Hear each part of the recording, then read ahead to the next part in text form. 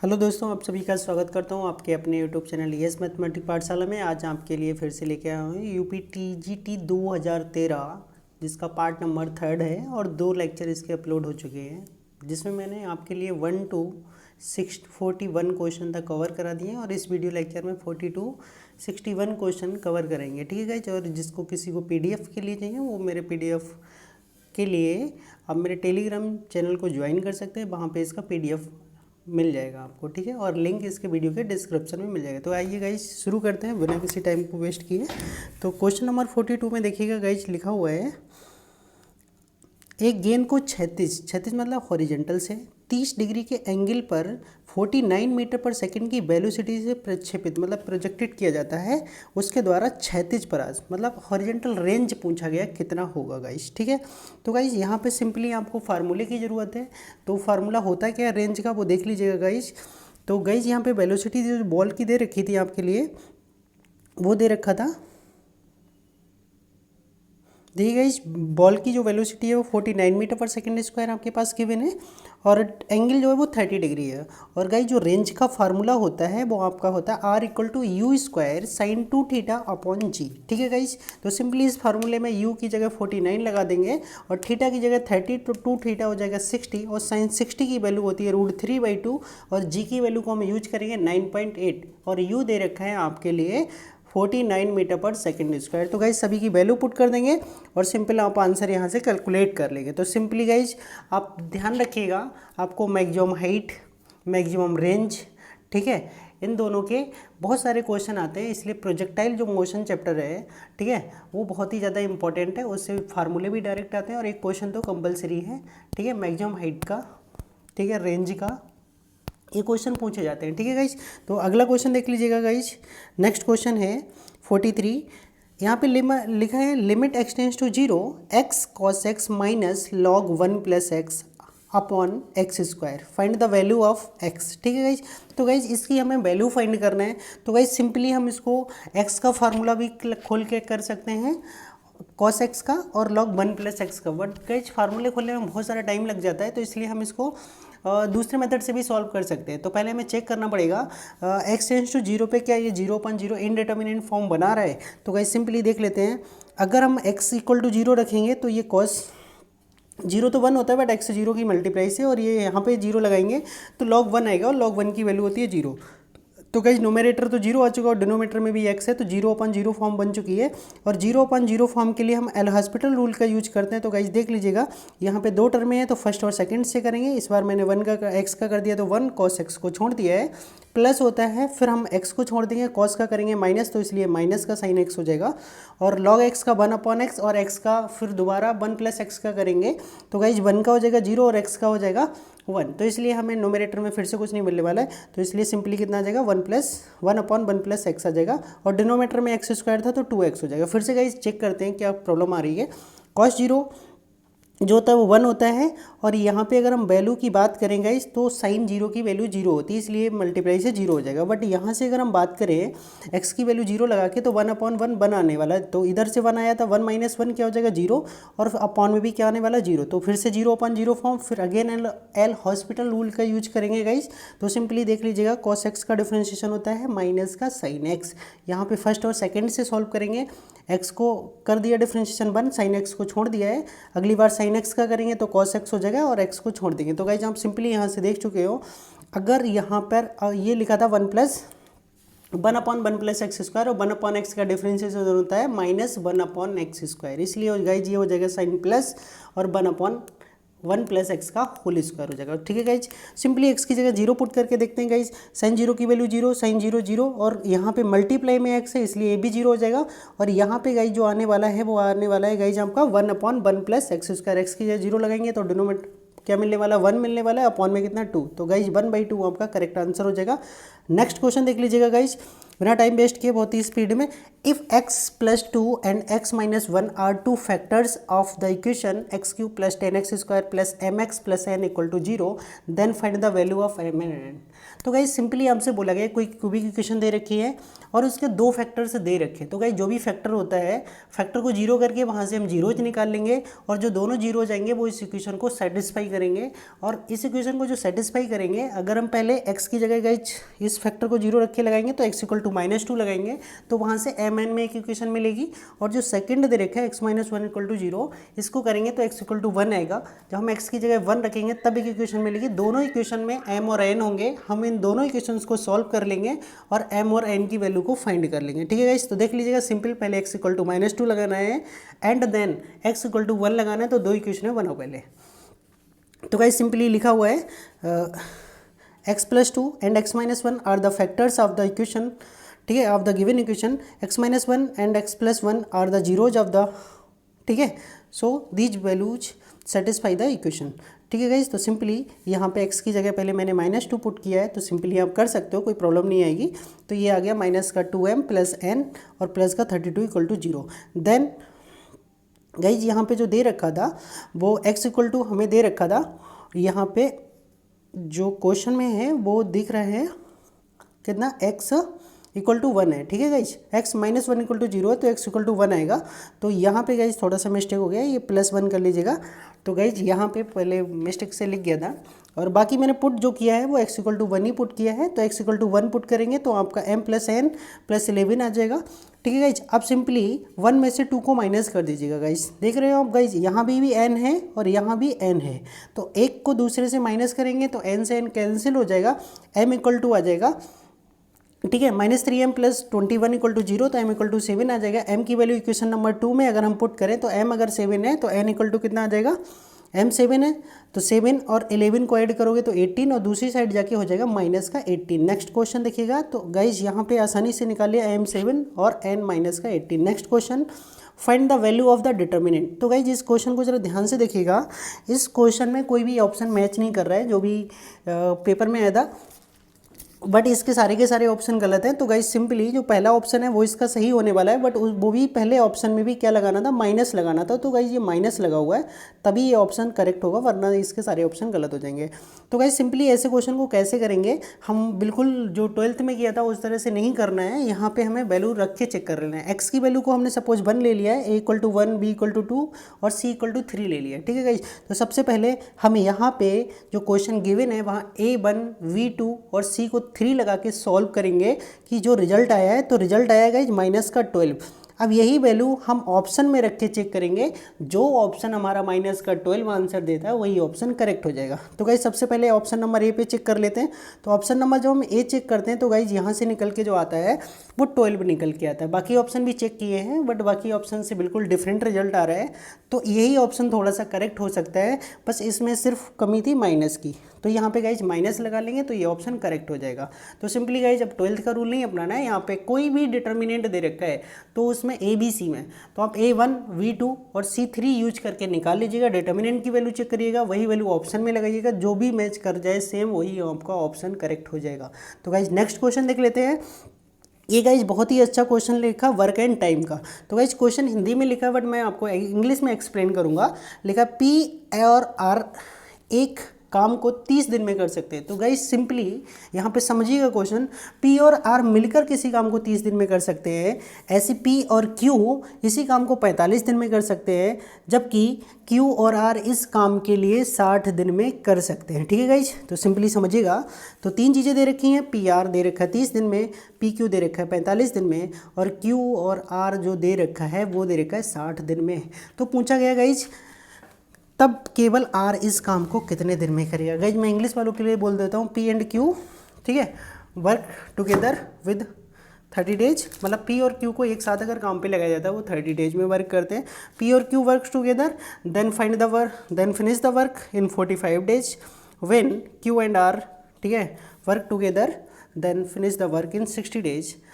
तो पूछा गया है आपका आर जो है वो कितने दिन में कार्य को अकेले फिनिश करेगा। तो गाइज ऐसा भी हो सकता है और ये भी पूछा जा सकता है, सबका भी पूछा जा सकता है कि पी कितने में करेगा, क्यू कितने में करेगा, आर कितने में करेगा। तो गाइज बहुत ही आसान ट्रिक होती है इन क्वेश्चनों को करने के लिए। तो गाइज इसमें सिर्फ और सिर्फ आपको एलसीएम निकालना आना चाहिए एक्स, और उससे किस तरीके से करेंगे तो आपको देख लीजिएगा गाइज। तो गाइज जो हमें दे रखा था हमने वहाँ से बनाना स्टार्ट किया।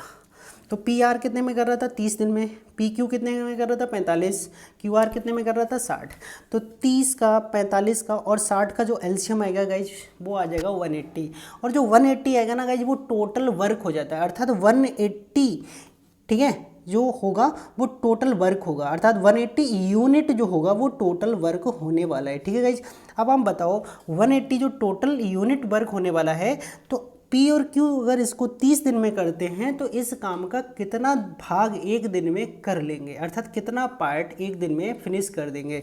तो गाइज 180 टोटल वर्क को कोई बंदा 30 दिन में करता है तो एक दिन में उसका कितना पार्ट कर रहा होगा, हम क्या करें 30 से 180 को डिवाइड कर लें। तो गाइज कितने दिन है, कितना यूनिट आ जाएगा, एक दिन में 6 यूनिट वर्क कर रहे हैं। अब अगर एक इसी काम को पी और क्यू दो बंदे 45 दिन में करते हैं तो एक दिन में कितना वर्क कर रहे होंगे, 4 यूनिट वर्क कर रहे होंगे। 45 से 180 को डिवाइड कर लिया। अब गाइज कोई बंदा पी और क्यू और आर मिलकर इस काम को 60 दिन में करते हैं और 180 यूनिट काम है, तो एक दिन में कितना 3 यूनिट काम कर रहे होंगे। तो गाइज आप समझिएगा, पी और आर अगर साथ मिलके कर रहे हैं तो एक दिन में 6 यूनिट कर रहे हैं। ठीक है गाइज, पी और क्यू अगर साथ मिलकर काम करते हैं तो 4 यूनिट करते हैं, और क्यू और आर मिलके करते हैं तो 3 यूनिट करते हैं। गाइज अब ऐसा करिएगा, इन सबको एक साथ ऐड कर दो। तो ये अब देखो पी कितने हो जाएंगे गाइज, एक यहाँ पे पी, एक यहाँ पे पी, एक क्यू आर यहाँ पे, एक यहाँ पे, एक आर यहाँ पे, एक आर यहाँ पे। अगर मैं इन सबको ऐड कर देता हूँ, ये पी आर, पी क्यू और क्यू आर, तो भाई सभी क्या हो जाएंगे, डबल हो जाएंगे, 2 पी बन जाएंगे, 2 क्यू बन जाएंगे, 2 आर। तो इनके एक दिन का काम निकाल लेते हैं। तो गाइज ये सारे बंदे 2 हो गए। तो हम क्या करेंगे, P Q plus P R plus P Q plus Q R, इन तीनों को ऐड करते हैं। ऐड करेंगे तो सब डबल हो जाएंगे, इसलिए हम 2 को क्या कर लेते हैं गाइज, कॉमन कर लेते हैं। और गाइज ये बंदे कितने हो जाएंगे, एक दिन में पहला कर रहा था 6 यूनिट, दूसरा कर रहा था 4 यूनिट और तीसरा कर रहा था 3 यूनिट। इसका मतलब ये जब सभी मिलके सब 2-2 मिलके काम कर रहे हैं तो 13 दिन, एक दिन में 13 यूनिट काम करते हैं, जिसमें 2 पी हो गए, 2 क्यू हो गए, 2 आर हो गए। तो 2 से डिवाइड करेंगे, जिससे हम ये देखेंगे तीनों मिलके एक दिन में कितना काम करते हैं। तो 2 से डिवाइड कर लेंगे, तो पी क्यू और आर तीनों मिलके काम करेंगे तो एक दिन में 6.5 काम कर सकते हैं। ठीक है गाइज, अब आप समझिएगा, हमें आर के बारे में पता करना है कि आर की कैपेसिटी क्या है। तो आर की कैपेसिटी, अब ये बताओ 3 की कैपेसिटी कितनी है, 6.5 है। तो हमें यहाँ से पी और क्यू की कैपेसिटी एक दिन की कितनी है वो लगा दें, तो जो बचेगा 6.5 में से वो आर की कैपेसिटी आ जाएगी। ठीक है गाइज, तो सिंपली देखिएगा कि यहाँ से आर की कैपेसिटी निकालनी है तो पी और क्यू की कैपेसिटी लगानी पड़ेगी। पी और क्यू की कैपेसिटी एक दिन की कितनी है, 4।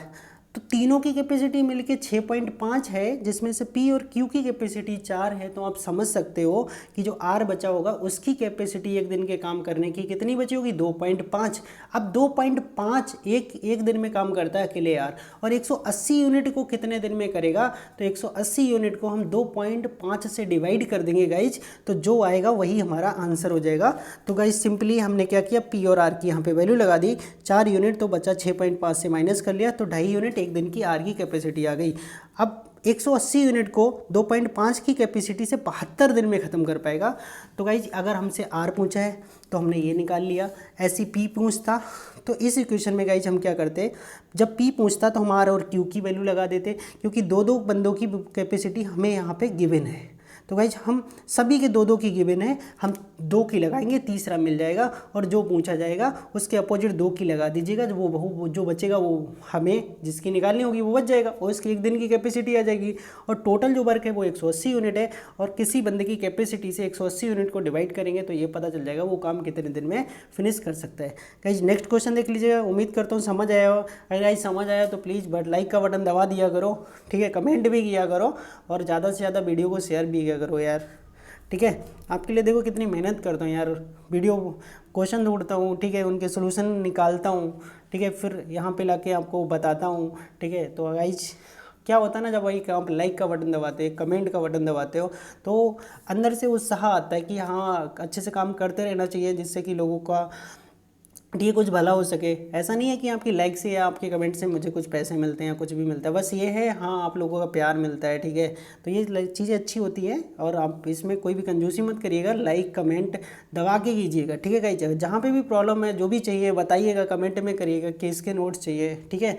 और सभी मेरे टेलीग्राम चैनल को ज्वाइन कर लीजिएगा, जो भी बताओगे मैं उसकी वीडियो बनाऊँगा, ठीक है गाइस। आगे देखिएगा नेक्स्ट क्वेश्चन लिखा है, if x equal to cos theta plus i sine theta then find the value of x की पावर n और 1 अपॉन x की पावर n। गाइज ऐसा क्वेश्चन कभी सॉल्व नहीं करना, मैं आज आपके लिए एक ट्रिक बता देता हूँ और आप आके मीच के वही लगा दीजिएगा, हमेशा हर जगह सही होगा, ठीक है।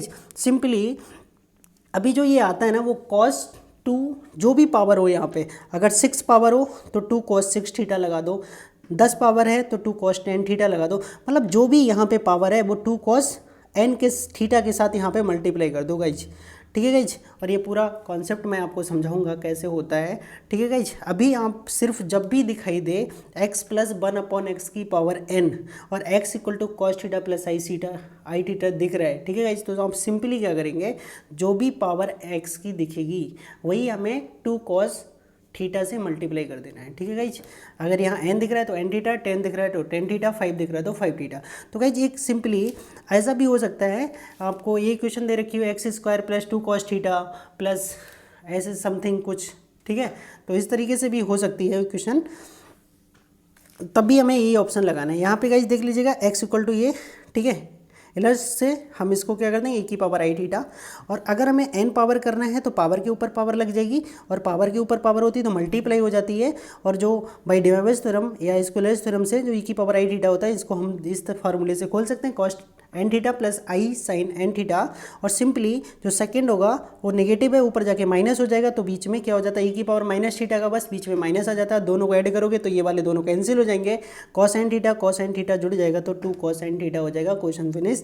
नेक्स्ट क्वेश्चन देख लीजिएगा, लिखा है गाइज सिंपली x की पावर n अपॉन a की पावर n प्लस y की पावर n अपॉन बी की पावर n इक्वल टू 2, और एक लाइन दे रखा है x upon a plus y upon b equal to 2 के बिंदु P पर स्पर्श टेंजेंट करती है।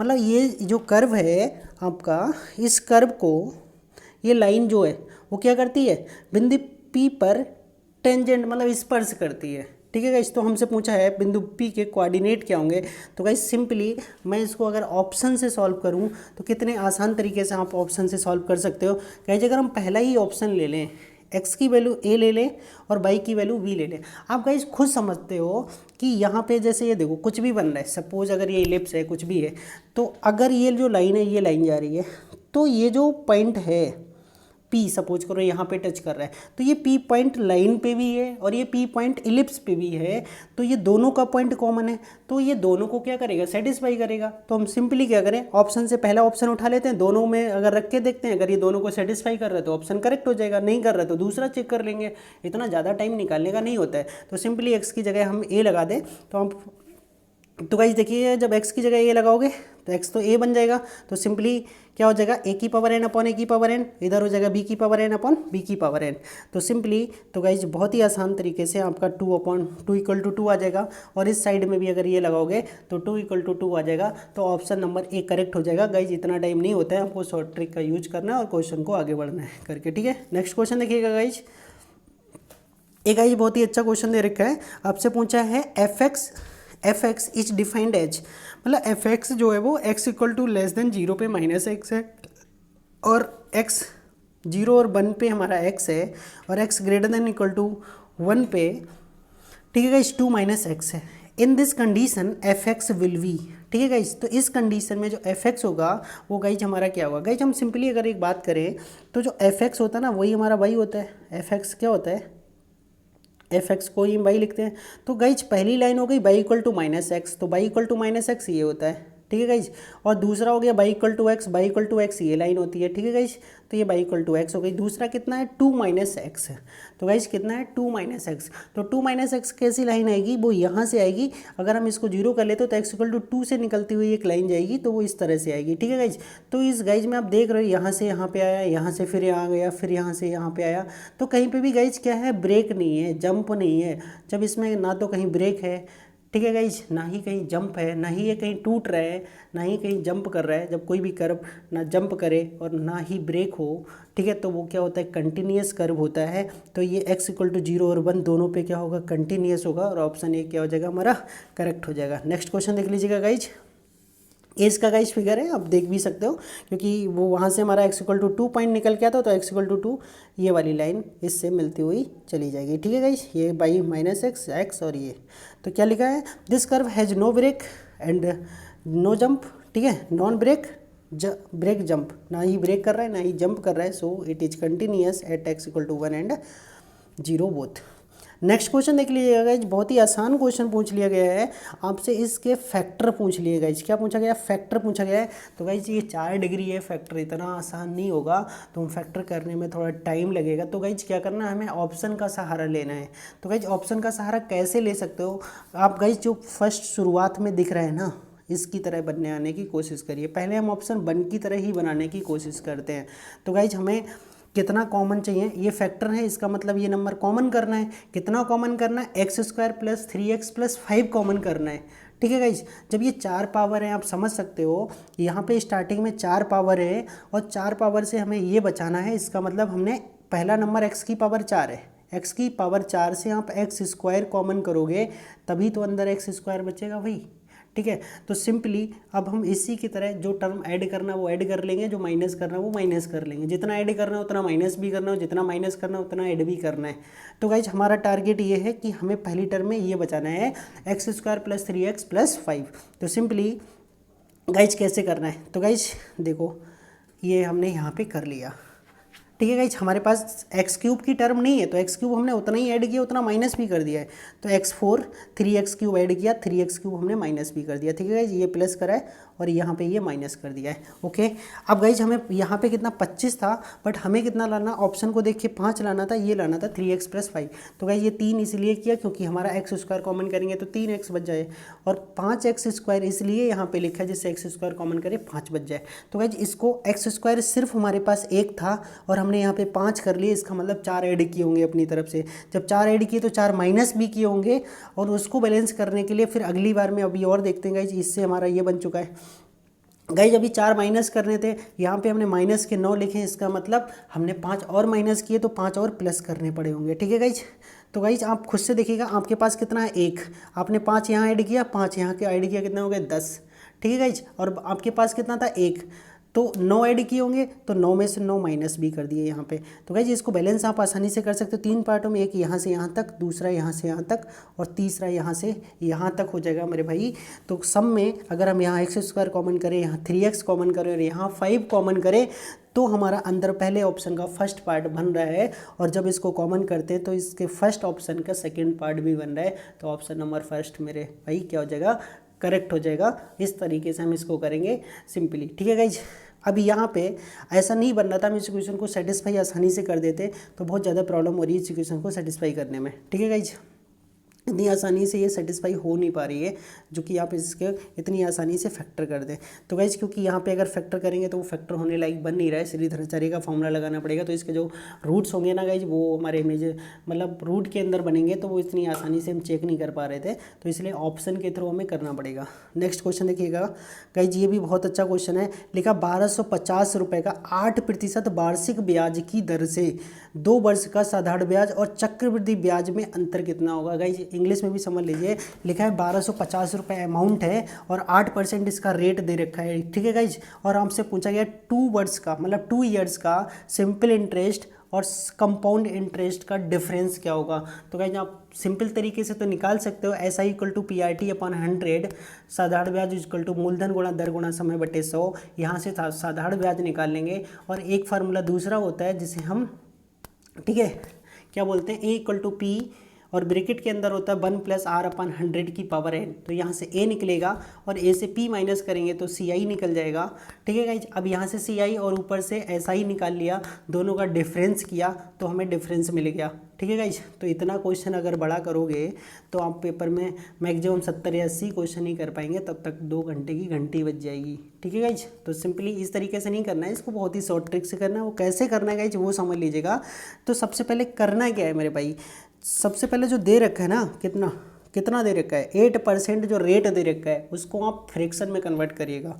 तो फ्रैक्शन में कन्वर्ट करेंगे, अपॉन में कितना आ जाएगा 100 आ जाएगा। ओके, और 100 आ गया, 8/100 को हम लिख सकते हैं 2/25। ठीक है गाइज, अब जो भी डिनोमीटर में दिख रहा है ना उसका यहाँ पे जस्ट स्क्वायर कर दो।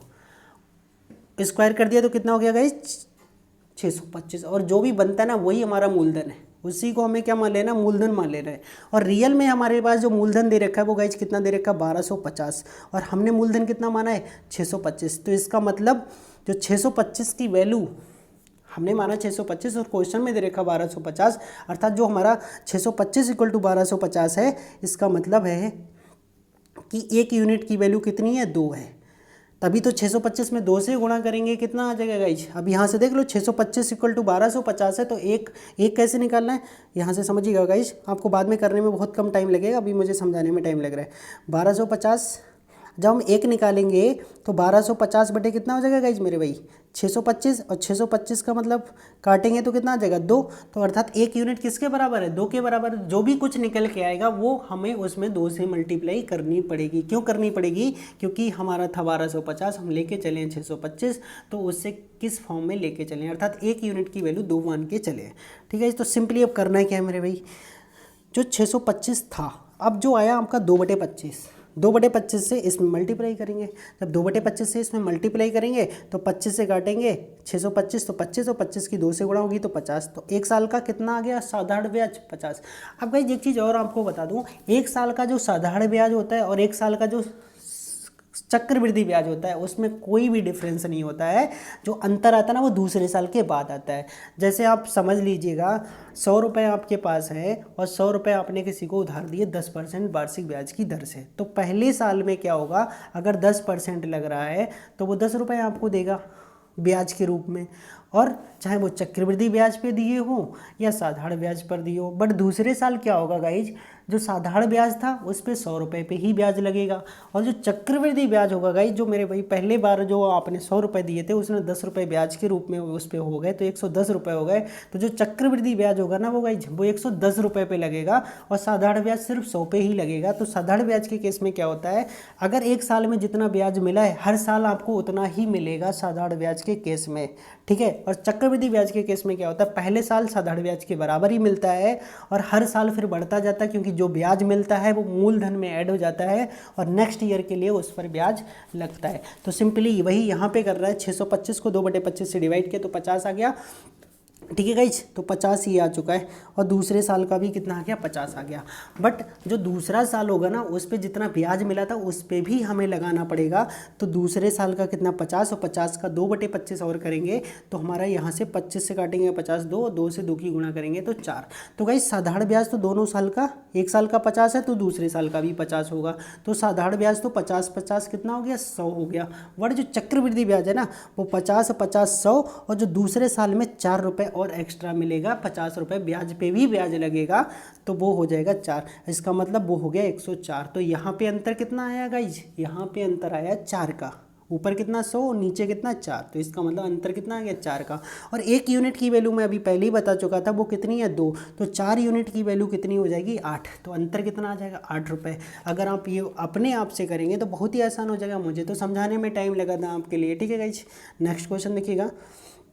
नेक्स्ट क्वेश्चन लिखा है हाइपरबोला 16x² - 9y² = 1 के बिंदु 2,7 पर अविलंब मतलब नॉर्मल की इक्वेशन पता करना है। तो सिंपली नॉर्मल की इक्वेशन के लिए और टेंजेंट की इक्वेशन के लिए सिर्फ थोड़ा सा डिफरेंस होता है।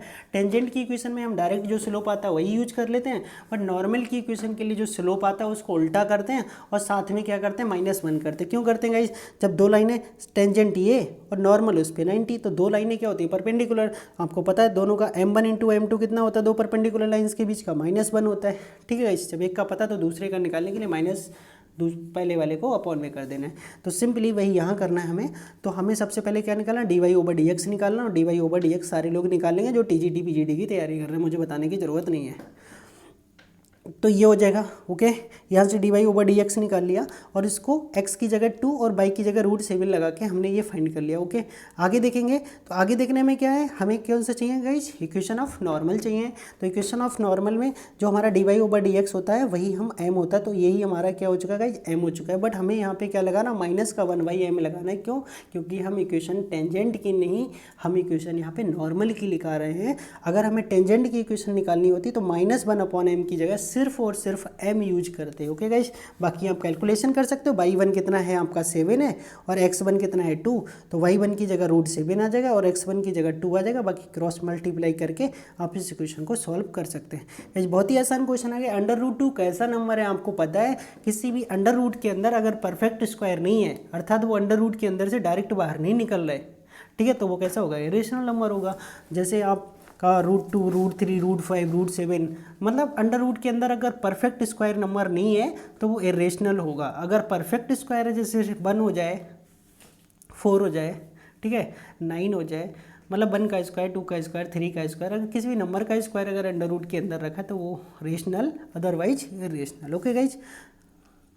यही डेफिनेशन है। अब यहाँ पे अगला क्वेश्चन देख लीजिएगा गाइज, आपसे पूछा गया है if f(x) = sin inverse √3/2x minus 1/2 √1 - x², और ये निकालना है x belongs to close interval -½ to 2, ठीक है। अब गाइज एक चीज़ और समझिएगा, इसका कोई भी ऑप्शन यहाँ पे मैच नहीं कर रहा था, या तो ऑप्शन छपने में मिस प्रिंट हुआ है, कहीं ना कहीं प्रॉब्लम है, जो क्वेश्चन निकल के आंसर आ रहा है वो कुछ अलग ही आ रहा है, और यहाँ पे जो दे रखे हैं चारों ऑप्शन वो डिफरेंट है बिल्कुल, ठीक है गाइज। तो सिंपली करेंगे क्या, सिंपली करना ये है, x की जगह हम साइन थीटा को पुट कर लेते हैं। तो थीटा इक्वल टू कितना हो जाएगा, साइन इनवर्स। जहाँ भी हमें x दिख रहा है वहाँ हमने साइन थीटा का यूज कर लिया गाइस। तो ये 1 माइनस, और ये अंडर रूट के अंदर लिखा है, तो अंडर रूट के अंदर है, इसको हम सॉल्व करेंगे तो ये हो जाएगा 1 - sine square theta cos square theta, under root लेंगे तो कॉस थीटा बच जाएगा, ठीक है गाइस। अब ये सिंपली ऐसा फॉर्मूला लगाओ जिससे ये साइन में कन्वर्ट हो जाए, क्योंकि बाहर साइन इनवर्स है तो फार्मूला हम साइन का ही बनाएंगे। तो साइन में जो रूट, ठीक है गाइज, ये साइन में यहाँ पे देखो पहले से ही साइन है, तो दो साइन एक साथ नहीं हो सकते। साइन के फार्मूले में एक साइन होता है, एक कॉस होता है, कॉस के फार्मूले में दोनों साइन इकट्ठे होते हैं। तो यहाँ पे साइन तो पहले से है, तो हमें एक कॉस में देखनी पड़ेगी, और एक कॉस में वैल्यू होती है 30 की, और 30 को लिखते हैं π/6, ठीक है गाइज। तो ये cos π/6 हो जाएगा, और ये जो 1 है ये साइन π/6 हो जाएगा। तो sine a into cos b minus cos a into sine b, तो ये फार्मूला हो जाएगा साइन a माइनस बी का, ठीक है गाइज। अब यहाँ से साइन हट जाएगा, ठीक है गाइज। तो थीटा माइनस π/6, तो थीटा इक्वल टू गाइज, जब x equal to sine theta है तो थीटा इक्वल टू हो जाएगा साइन इनवर्स x। तो ऑप्शन ये होना चाहिए था साइन इनवर्स x माइनस π/6, और ऑप्शन में सारे के सारे क्या लिखा है, साइन इनवर्स बिल्कुल बाहर है, और जो एंगल है वो ब्रैकेट में लिखा हुआ, तो ऐसा तो नहीं आएगा, आंसर आएगा sine inverse x minus π/6। Next question देखिएगा, लिखा इस पैराबोला की इक्वेशन क्या होगी जिसकी नाभि का मतलब फोकस, ठीक है गाइज, और -8, 2 तथा नियता का मतलब होता है गाइज डायरेक्ट्रिक्स, और जो दे रखा है y equal to 2x minus 9, तो कौन सा होगा। तो सिंपली इसको चार ऑप्शन में कौन सा होगा, तो गाइज ये फार्मूला होता है, ये इस तरह का कर्व मैंने जनरल वे में बना रखा है, ये रियल फिगर नहीं है इसका, तो मैं बताना चाहूँगा ये होता है फोकस, ठीक है गाइज, ये क्या होता है, फोकस होता है गाइज। और यहाँ पे ये कोई भी हमारा पैराबोला पे पॉइंट है, और ये हमारी इसकी मतलब वर्टेक्स वाली एक्सिस है, एक्स बाई एक्सिस, और यहाँ से एक परपेंडिकुलर डाला है डायरेक्ट्रिक्स पे। तो गाइज अब यहाँ से यहाँ तक का जो परपेंडिकुलर डिस्टेंस होगा डायरेक्ट्रिक्स पे डाला गया इस पॉइंट से, और इस पॉइंट की दूरी जो होती है वो PS इक्वल टू होता है EPM, ठीक है गाइज। PS इक्वल टू क्या होता है गाइज, EPM होता है। और पैराबोला के लिए जो E मतलब इसी सेंट्रिसिटी, और पैराबोला के लिए जो इसी सेंट्रिसिटी होती है वो कितना होता है, 1 होता है। अब गाइज हमने क्या किया, E की वैल्यू 1 लगा के दोनों तरफ स्क्वायरिंग कर ली।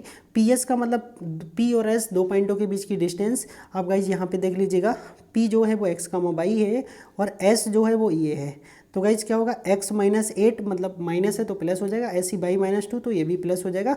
और इधर क्या होगा गाइज, जो हमारी डायरेक्ट्रिक्स है उस पे x, y से परपेंडिकुलर डिस्टेंस निकाली जाएगी। ये हमारी डायरेक्ट्रिक्स की कोई इक्वेशन है, और इस पॉइंट से इस पे परपेंडिकुलर तो परपेंडिकुलर डिस्टेंस देखी जाएगी। तो डायरेक्ट्रिक्स की इक्वेशन ये थी। और x की जगह x है, y की जगह y वाले पॉइंट से ही निकाला गया, तो सिंपली नीचे क्या होता है x के कोफिशिएंट का स्क्वायर अंडर रूट में और प्लस y के कोफिशिएंट का स्क्वायर, और इधर हो गया होल स्क्वायर। तो गाइस सिंपली कर रहे हैं क्या है, इधर का होल स्क्वायर ओपन कर लिए, इधर भी होल स्क्वायर ओपन कर लिया, ठीक है गाइज, ये वाला, और इस तरीके से, और जो अपॉन में 5 आ रहा था उससे क्रॉस मल्टीप्लाई कर दिया, दोनों को हमने एडजस्ट कर लिया सभी को एक तरफ लाके, और जो आएगा वही हमारा रिजल्ट हो जाएगा। नेक्स्ट क्वेश्चन देख लीजिएगा। नेक्स्ट क्वेश्चन में लिखा है if A equilateral triangle ABC and length of side is 2a, draw a perpendicular on a side, then find the perpendicular length। तो गाइस सिंपली अगर आपको बता दूं तो ये क्या है, एक इक्विलेटरल ट्रायंगल की हाइट है। तो इक्विलेटरल ट्रायंगल की हाइट होती क्या है गाइस, आपको डायरेक्ट पता होनी चाहिए इक्विलेटरल ट्रायंगल की हाइट। इक्विलेटरल ट्रायंगल की हाइट होती है √2, अब √3/2 इंटू होती है साइड, √3/2 इंटू साइड हो, साइड कितना दे रखा गाइस 2a दे रखा, तो 2 से 2 कट जाएगा, √3a आ जाएगा, सिंपल ऑप्शन हो जाएगा आपका, ठीक है गाइस। और नहीं आता तो पाइथागोरस थ्योरम लगा लीजिएगा। तो गाइस जो इक्विलेटरल ट्रायंगल होता है उसमें जब हम सामने वाले वर्टेक्स से जब सामने वाली भुजा पे हम लंब डालते हैं तो वो उसको मीडियन का काम करता है, उसको 2 पार्ट्स में डिवाइड कर देता है। तो गाइस ये a और a हो जाएगा, और ये डायगोनल हो जाएगा वो 2a हो जाएगा। पाइथागोरस थ्योरम से परपेंडिकुलर निकाल लीजिएगा तो वो कितना आ जाएगा √3a, ठीक है गाइस। और वैसे सिंपली फार्मूला होता है perpendicular length of equilateral triangle √3/2 into side, और साइड दे रखा 2a, तो 2 से 2 कट जाएगा, √3 इंटू साइड आ जाएगा। नेक्स्ट क्वेश्चन देख लिए 57 IZ³ plus Z² minus Z plus I equal to 0। तब हमसे पूछा गया मॉड Z किसके इक्वल होगा। तो सिंपली गाइज हम क्या करते हैं, फर्स्ट और सेकंड में देख रहे हो Z² कॉमन है और सेकंड वाले में -I कॉमन है। तो गाइज अगर हम -I तो यहाँ से बन नहीं पाएगा, तो सिंपली अगर हम पहले से Z² कॉमन करते हैं तो ये हो जाएगा IZ + 1, ओके। और सेकंड वाले में जो माइनस लिखा है ना गाइज, माइनस को हम क्या लिख सकते हैं, माइनस को लिखो आप I² माइनस लगा के, और माइनस मतलब -1। तो अब I² की वैल्यू गाइज कितनी होती है, -1 होती है, ठीक है गाइज। और यहाँ पे जो Z से पहले क्या लिखा है, माइनस लिखा हुआ है, ठीक है गाइज। तो हम सिंपली क्या कर लें, I² लगा दें, तो I² केवल I² लगा दें, तो I² की वैल्यू कितनी होती है, -1। तो इसीलिए जो -Z लिखा था तो हमने -Z को I² लिख दिया, कोई दिक्कत। अब इसमें देखो I² और Z प्लस I कर लेंगे कॉमन, तो IZ प्लस कितना हो जाएगा, 1 हो जाएगा, ठीक है गाइज। अब यहाँ पे गाइज आप सिंपली फिर से देखिएगा, IZ + 1 कॉमन कर लिया और ये Z² प्लस I आ गया, तो IZ + 1। तो हम यहाँ से गाइज क्या निकालेंगे, IZ इक्वल टू -1 और Z equal to -1/I, I से ऊपर नीचे मल्टीप्लाई करेंगे तो ये हो जाएगा Z इक्वल टू I, और Z इक्वल टू I का जब हम मॉड लेंगे तो वो I का मॉड कितना हो जाता है, 1, क्योंकि रियल पार्ट है नहीं, 0 रियल पार्ट मतलब 0 का स्क्वायर, इमेजिनरी का कोफिशिएंट कितना है, 1 ही आ जाएगा। और जो दूसरा वाला पार्ट आ रहा है वो Z² इक्वल टू कितना आ रहा है, -I, और -I किसकी वैल्यू होती है, cos 3π/2, ठीक है गाइज, वो 0 हो जाता है, और sin 3π/2 कितना हो जाता है, -1 हो जाता है, तो ये -I हो जाएगा। और इसको आप क्या लिख सकते हो, क्या लिखा, Z²। अब जिसके ऊपर क्या करेंगे गाइज, इधर से हटेगा तो इधर 1/2 लग जाएगा, और 1/2 होता है बाई डिमाइवर्स थ्योरम, जो पावर होती है वो एंगल के साथ आ जाती है। 3/2 के साथ मल्टीप्लाई में 1/2 और आने वाला है, इसका मतलब 3/3π अपॉन में कितना हो जाएगा, 4। और इसका जब हम मॉड निकालेंगे तो आपको पता है रियल का स्क्वायर प्लस इमेजिनरी का स्क्वायर के कोफिशिएंट, तो रियल का कोफिशिएंट कितना हो जाएगा, 3 cos π/4, तो इसका स्क्वायर। इमेजिनरी का कितना है, sin 3π/4, सेम एंगल है, sin² theta plus cos² theta 1 होता है, उसका अंडर रूट लेंगे तो भी 1 आ जाएगा। तो मॉड Z इक्वल टू कितना आ चुका है, 1 आ चुका है। Next question, if 2 forces 4i + j-3 के, और ये 2 फोर्सेस दे रखे हैं, किसी पार्टिकल पर लग रहे हैं, तो 2 जो फोर्स लग रहे हैं तो इनका रिजल्टेंट फोर्स निकाल लेंगे। अब क्या लगा, जिसके कारण पार्टिकल जो है एक पॉइंट से दूसरे पॉइंट पर डिस्प्लेस हो जाता है।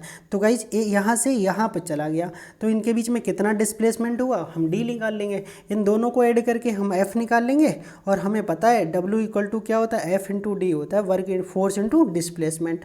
तो दोनों F को ऐड करके हम F निकाल लेंगे, और लास्ट वाले पॉइंट से इसको माइनस करके हम डिस्प्लेसमेंट निकाल लेंगे। तो सिंपली गाइज कर सकते हो आसानी से, ओके कर लीजिएगा। फिर बता नहीं रहा हूँ, दोनों F को ऐड कर लेंगे तो ये आ जाएगा, और लास्ट वाले पॉइंट से पहले वाले पॉइंट को माइनस कर लेंगे तो ये क्या आ जाएगा, D आ जाएगा, और दोनों को डॉट प्रोडक्ट कर देंगे तो हमारा डॉट होता है कैसे, I से I का, J से J का, K से K का, सिंपली ऐड करो, ठीक है, और इनका डॉट प्रोडक्ट करो और आंसर आ जाएगा आपका 45।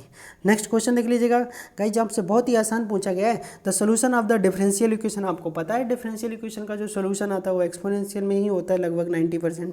ठीक है, तो सिंपली चलो इसको करके देख लेते हैं। क्या लिखा है ये गाइज, कैसी दे रखी है, d2y/dx² - y = 0 which is linear differential equation with कैसी है, which is homogeneous linear differential equation with constant coefficient है। ठीक है, कैसी है, homogeneous linear differential equation with coefficient.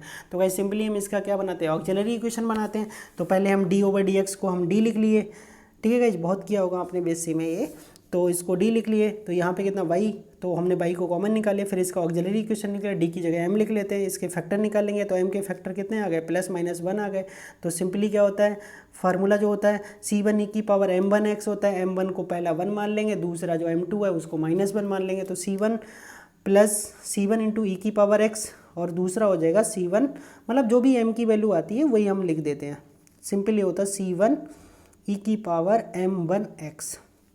ठीक है, यहाँ से 2m निकल के आए, एक m +1 ले लेंगे, दूसरा m -1 ले लेंगे, प्लस का c2 हो जाएगा e⁻−m2x। ठीक है, तो वो माइनस में आ जाएगा, होता प्लस में है बट यहाँ पे m की वैल्यू माइनस है इसलिए वो माइनस हो जाएगा।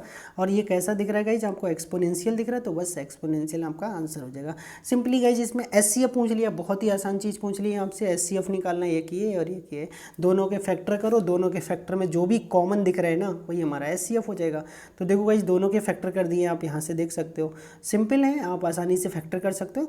यहाँ पे गाइज हमें मल्टीप्लाई चाहिए था 2x² तो हमने -1 को ऐसे तोड़ लिया कि -xy वापस निकल के आ जाए। तो -2xy से +xy माइनस कर दिया। फैक्टर देखो हम सभी कर लेंगे जब जो भी मैथ में TGT PGT से फॉर्म डाला है, ये फैक्टर मैं नहीं बताने वाला। ठीक है, तो सिंपली अब दोनों फैक्टर्स में हमारा क्या कॉमन आ रहा है, यहाँ से देख के बता सकते हो। 2x + y इधर आ रहा है और x - y आ रहा है, तो ये यहाँ है बट यहाँ नहीं है, ये इधर है तो इधर नहीं है, तो कोई भी फैक्टर कॉमन नहीं आ रहा है। जब कोई फैक्टर नहीं कॉमन नहीं आ रहा है तो इनका क्या हो जाएगा, नो कॉमन। सो ऑप्शन यहाँ पे देखिएगा, इन ऑप्शन में कोई भी ऑप्शन मैच नहीं कर रहा है, तो इसलिए नन ऑफ दीज हमारा आंसर हो जाएगा। नेक्स्ट क्वेश्चन देख लीजिएगा, जो इस वीडियो का लास्ट क्वेश्चन होगा मेरे भाई, और वीडियो को अच्छा लगे तो प्लीज़ यार लाइक का बटन दबा दो, कमेंट कर दो 1-2, ठीक है, और वीडियो को शेयर कर देना, और मेरे चैनल को अभी तक सब्सक्राइब नहीं किया तो सब्सक्राइब कर लेना, पास वाला घंटा भी ज़रूर दबा देना भाई। तो देख लीजिएगा लास्ट क्वेश्चन क्या लिखा, mod 5a, और पहला रो लिखा 5 और a, और दूसरा रो लिखा है a और 2। ठीक है गाइस, और इक्वल टू में a लिखा है 2।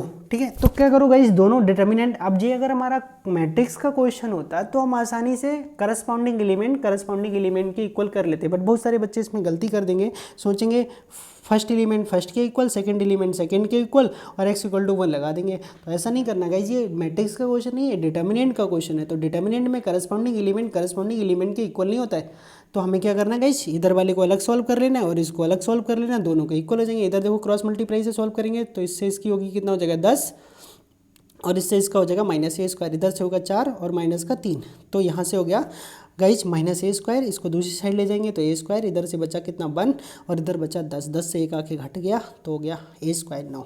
a² 9 का मतलब है a² = 9 अर्थात a = +-3, और यही हमारा लास्ट क्वेश्चन है।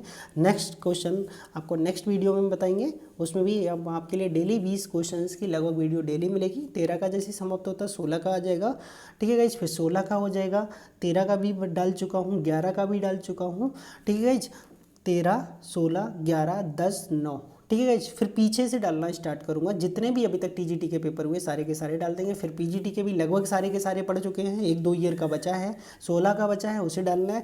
फिर आपके GIC के डाल देंगे और बहुत सारे GIC के, UPPSC के, मतलब जो भी है सारे। अब डेली आपको 20 क्वेश्चन की एक वीडियो मिलेगी ही मिलेगी। अगर गाइस चैनल अच्छा लगा हो तो प्लीज़ चैनल को सब्सक्राइब कर लें और घंटा भी दबा लें, और वीडियो को लाइक कमेंट शेयर ठोंको यार। Bye bye, thank you guys for watching this video.